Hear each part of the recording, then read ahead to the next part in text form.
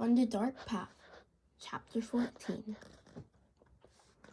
Only now, entering the woods on the footpath, did Aunt Mary realize how cold the dawn was. She had watched and helped earlier, as the others donned sweaters, jackets, and coats, and she had peered into the night, following them with her eyes. As they moved slightly off, bulky in their garments, blankets in their arms. But she wore only a light sweater over her custom dress through the October day. Later would be warm by sunlight. Now it was gray, chilly, and damp. She shivered. The path curved, and she could no longer look behind her and see the clearing by the farmhouse outlined against the pale sky and the lightning meadow beyond. Now there was only the dark woods ahead. Underfoot, the path lay latticed with thick roots hidden under the fallen leaves was visible. She felt her way with her feet, trying not to be stumbled. The handle of the straw basket scratched her arm through her sweater. She shifted it and tried to run. She thought of a story she had often told to Christy as they cuddled in the bed at night. Once upon a time, there was a little girl, she told herself silently, who had a beautiful red cloak. Her mother had made it for her. She wore it often that everyone called her Little Red Riding Hood. Christy would always interrupt there. Why was it called a Red Riding Hood? Christy would ask. Why didn't they just call her Little Red Cloak? Well, it had a hood that covered her head. She had beautiful curls like you, Christy. Maybe someday, Mama will make you a coat with a hood to cover your curls, and keep you warm. But why? Christy would ask. Was it a riding hood? Was she riding a horse? Maybe she had a horse that she rode sometimes, but not in the story. Now stop interrupting every minute. Aunt Mary smiled, feeling her way through the dark, remembering how Christy would always interrupt the stories to ask questions. Often she just wanted to make the story last longer. The story continued. One day, the little girl's mother said, I want you to take a basket of food to your grandmother. She is sick in bed. Come, let me tie your red cloak.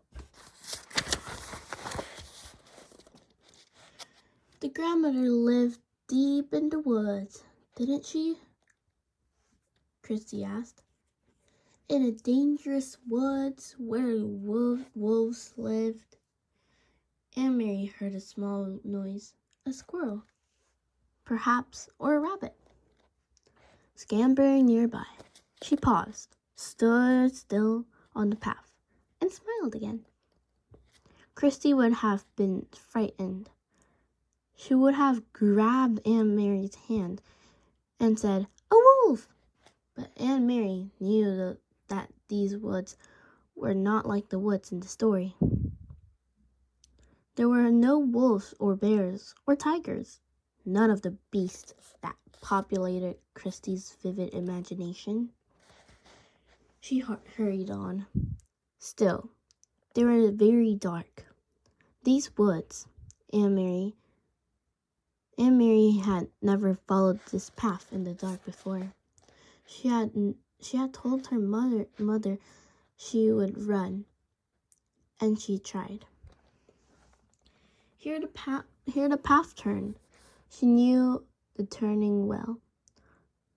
Though it seemed different and dark, if she turned to the left, it would take her to the road, out where it would be lighter, wider, more traveled, but more dangerous too. Someone could see her on the road. At this time of the dawn, other fishermen would be on the road, hurrying to the boats for the long day at sea. And there might be soldiers. She turned to the right and headed deeper into the woods. It was why Mama and Peter had needed to guide those who were strangers here. The Rosens and the others. A wrong turn would have taken them into danger. So Little Red Riding Hood carried the basket of food and hurried along through the woods. It was a lovely morning, and birds were singing. Little Red Riding Hood sang too, as she walked. Sometimes she changed the part of the story, telling it to Christy. Sometimes it was raining or snowing in the woods.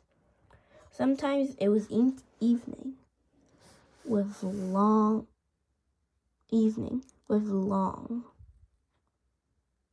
frightening shadows, so that Christy,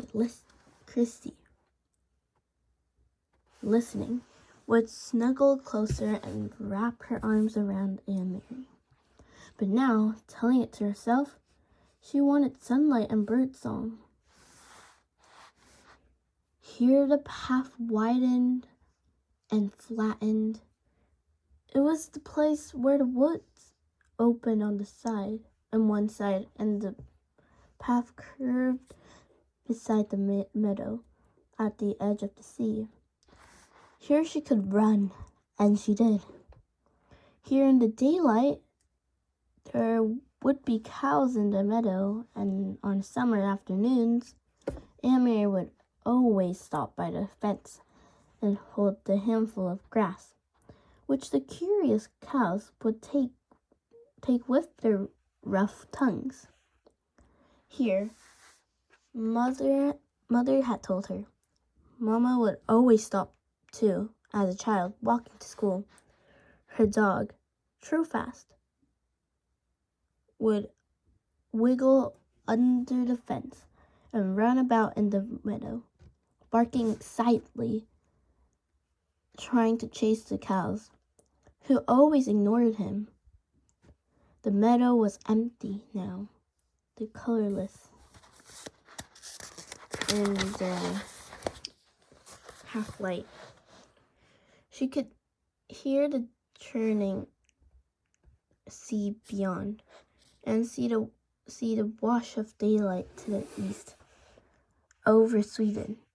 She had ran fast as she could, searching with her eyes for the place ahead where the path would re-enter the woods in its final segment, which led to town.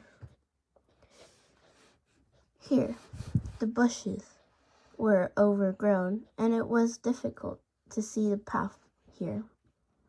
But she found the entrance beside the high blueberry bushes. How often she had stopped here. She had stopped here in late summer to pick a handful of sweet berries. Her hands and mouth would be blue afterward. Mama always laughed when she came home. Now it was dark again, as the trees and bushes closed around her. And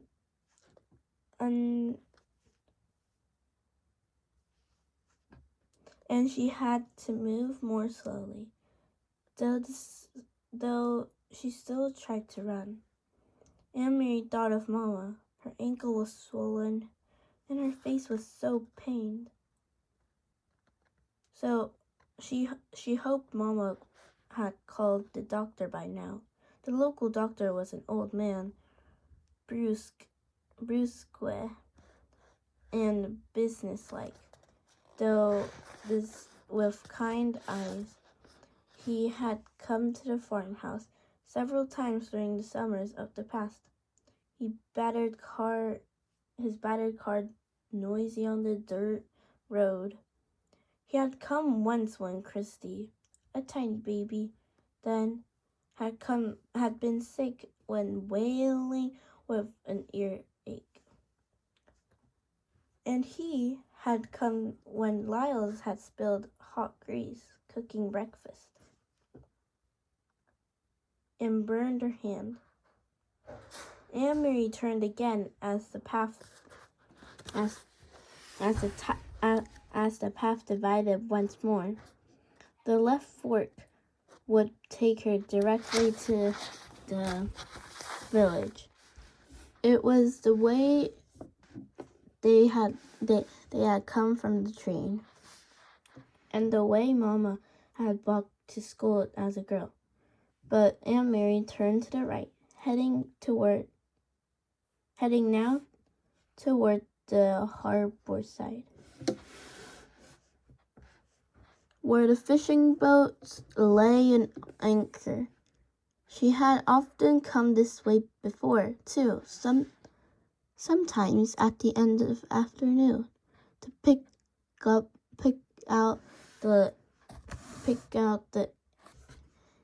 Ingeborg, Uncle Henrik's boat, from the many returning, and to watch him and his helpers unload the day's catch of slippery, shimmering herring still flopping in the containers. Every now was the boats in the harbor ahead, empty of fish, preparing to leave for the day's fishing. She could smell the oily, salty scent of herring, which always remained in the air here. It wasn't far now, and it was getting lighter. She ran almost as fast as she could as she ran to school in the Friday foot races, almost as fast as she could run down the Copenhagen sidewalk on the day that the soldier had stopped her with his call of Holte. Aunt Mary continued the story in her head. Suddenly, a little Red Riding Hood walking through the woods. She heard a noise. She heard a rustling in the bushes. "A wolf," Christy would always say, shivering with fearful delight. "I know it's going to be a wolf." Aunt Mary always tried to prologue this part, to build up the suspense and tantalize her sister. She didn't know what it was. She stopped on the path and listened. Something was following her in the bushes. Little Red Riding Hood was very, very, very frightened. She would stop, would stay silent for a moment, and beside her in the bed, she could feel Christy holding her breath. Then Aunt Mary would go on in a low, dread-filled voice. She heard a growl. Aunt Mary stopped suddenly and stood still on the path. There was a turn immediately ahead. Beyond it, she knew as soon as she rounded the turn, she would see the landscape open to the sea. The woods would be behind her there, and ahead of the wood her would be the harbor the docks, and the countless fishing boats. Very soon it would be very noisy there, with engines starting, fishermen calling to another, and gulls crying. But she had heard something else. She heard bushes rustling ahead.